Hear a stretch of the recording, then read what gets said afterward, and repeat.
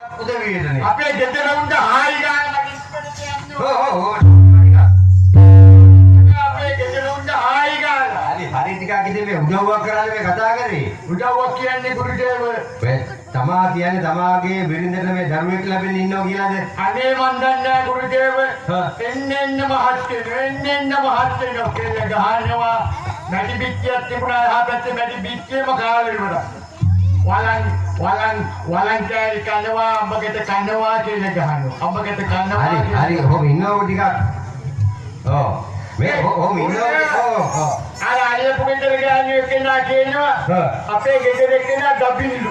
හරි ඔහොම ඉන්නවෝ ටිකක් මමත් මේ හොයන්නේ එහෙමයි තමයි. ඩබිල් කෙනෙක්. ඔව්. මේ තමාගේ එතකොට බිරිඳට මට පේන විදිහට මේ දරුවෙක් ලැබෙන්න ඉන්නවා. මන් දන්නේ ගුරුදේව එන්න මහත් වෙනවා. හරි.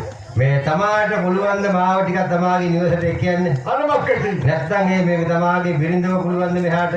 අනේ ගුරුදේව ඔව්. උන්දම එක්කන් ඉන්න නම් හායි ගාලා. හරි දැන් මේ මම කිව්වනේ. ඉතින් අපේ ගෙදර තියමු ඊළඟට පේන්නේ. ඔව් ළඟද? ළඟ. එහෙනම් යා.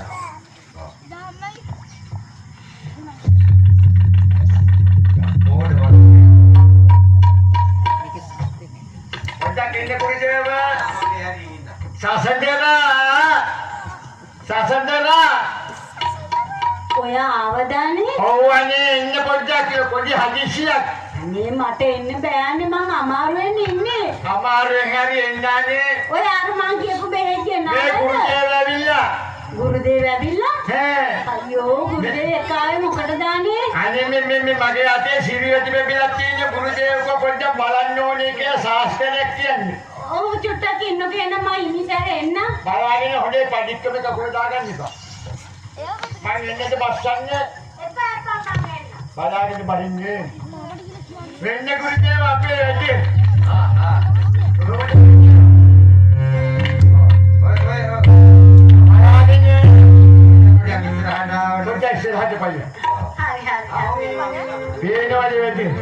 අනේ ගුරුදේවට මේ වාඩි වෙන්න දෙන්න එකක්වත් නැහැ නේද?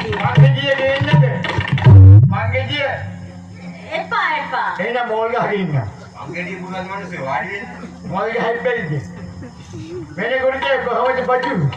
මේ ළමයෝ ඔව් ගුරුදේව. මම මේ අපේ මහරජුරුවන්ගේ මේ අනක් තමයි මේ මහරජුරුව මේ බලාතේ ඉන්න මේ බවලත් උදවිය සියලු දෙනා මාලිගාවට කැඳවලා අප උපස්ථාන කරනවා. අනේ ඒ මොකද ගුරුදේවේ? මේ අපේ දේවීන් වහන්සේට මේ දරුවෙක් ලැබෙන්න ඉන්න නිසා මේ ගම්මානයේ ඉන්න සියලු